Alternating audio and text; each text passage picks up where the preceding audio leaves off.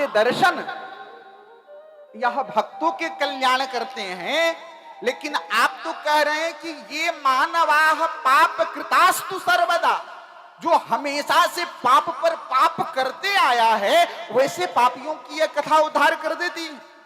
क्या कोई प्रमाण है प्रभु आपके पास? सनकादिक ने कहा कि मेरे पास है, मैं आपको सुनाता हूं। अत्र ते कीर्तयिष्यामि भक्ति युक्तम कथानकम। मैं आपको एक आख्यान सुना रहा हूं और आप ध्यान से सुनना। तुंगभद्रा नदी के तट पर एक ब्राह्मण रहता था। बड़ा तेजस्वी ब्राह्मण था, बड़ा ज्ञानवान ब्राह्मण था, बड़ा विद्यावान ब्राह्मण था, बहुत विनम्र ब्राह्मण था। उसका नाम आत्मदेव था। और वह आत्मदेव प्रतिदिन देवार्चन करता था। उसकी एक पत्नी जिसका नाम धुंधली है। बहुत काल बीत गए, समय बीता। आत्मदेव ब्राह्मण के मन में यह चिंता हुई कि भाई यदि घर परिवार को आगे बढ़ाना है तो संतति की परम आवश्यकता है, लेकिन इतनी अवस्था हो गई, अभी तक कोई संतति नहीं हुई, करूं तो क्या करूं। घर पे एक गौ माता रख रखा था ब्राह्मण देवता, लेकिन वह गौ माता भी उसके दरवाजे पर आज तक कभी किसी बच्चे को जन्म नहीं दी। कोई फल लेकर के आए तो फल भी सड़ जाता था, कोई वृक्ष लगाए तो वृक्ष भी सूख जाता था।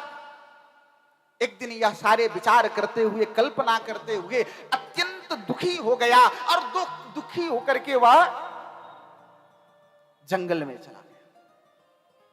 जंगल में गया तो एकांत में बैठ करके रो रहा है, कह रहा है कि जीवन यह व्यर्थ है। दिक जीवनम संतति बिना, यदि कोई संतति नहीं हुई तो यह जीवन व्यर्थ है। ऐसा कह के और बड़ा पश्चाताप करते हुए जोर जोर से रो रहा था। संयोग से उस जंगल में एक सन्यासी, एक महात्मा संत एक प्रवेश की। संत ने सुना कि भाई इस एकांत जंगल में कौन ऐसा व्यक्ति है जो रो रहा है। भाई एकांत जंगल में तो कोई महात्मा, कोई संत, कोई भगवान का भक्त भगवान को पाने के लिए रो रहा है।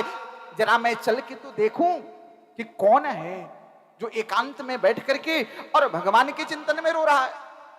जैसे ही सन्यासी पहुंचे, ब्राह्मण ने महात्मा को देखा, महात्मा के चरणों में जाकर के गिर पड़ा। महात्मा ने कहा कि ब्राह्मण तुम रो क्यों रहे हो, क्या कारण है? ब्राह्मण कहा, महात्मा मैं क्या बताऊं आपको, मैं अपने जीवन से परेशान होकर के इस जंगल में मैं आ गया। मैं अब जीना नहीं चाहता, इसी जंगल में अपना प्राण छोड़ दूंगा, मैं वापस संसार में नहीं जाऊंगा। महात्मा ने पूछा कि भाई कारण तो क्या है, कारण तो बताओ। आत्मदेव ब्राह्मण ने अपनी व्यथा बताई कि महाराज इतनी अवस्था हो गई, ऐसी स्थिति है, आज तक कोई संतति नहीं हुई, मैं करूं तो क्या करूं। महात्मा ने कहा कि देखो तुम चिंता मत करो, संतति नहीं हुई तो कोई बात नहीं, तुम भगवान का भजन करो और अपने मन को भगवान के भजन में लगा दो, उसी में आनंद और सुख है। आत्मदेव ब्राह्मण ने महात्मा से कहा कि महात्मन आप क्या जानेंगे, गृहस्थी का सुख आपको नहीं पता है। गृहस्थ सरसो लोके पुत्र पौत्र समन्वितः।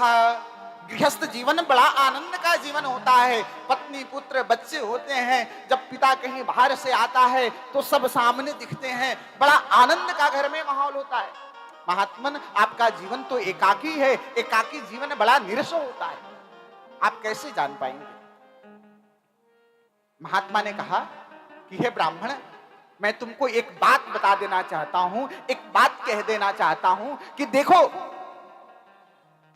तद्भालाक्षरम दृष्ट्वा, उसके ब्राह्मण के माथे की रेखाओं को देख करके, और सन्यासी ने ब्राह्मण से बोला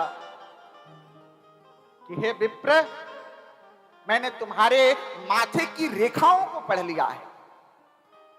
महाराज माथे की रेखा में क्या लिखा है, कोई संतति है या नहीं?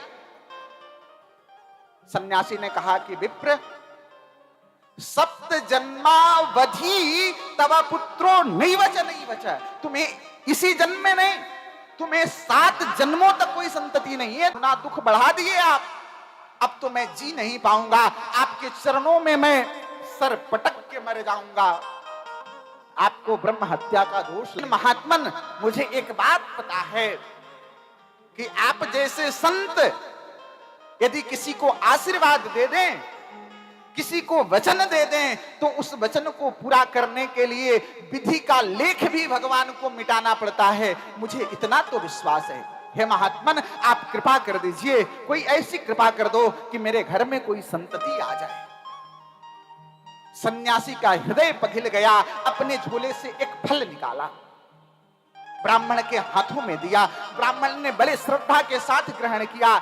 सन्यासी ने कहा, जाओ ले जाना, इसे ले जाकर के अपनी पत्नी को दे देना, और तुम्हारी पत्नी स्नान करके भगवान का पूजन करके और भगवान के नाम लेते हुए इस फल को ग्रहण कर लेगी। और भगवान ने चाहा, ठाकुर जी ने चाहा, तो तुम्हें बहुत सुंदर संतति होगी। बोलिए वृंदावन बिहारी लाल की।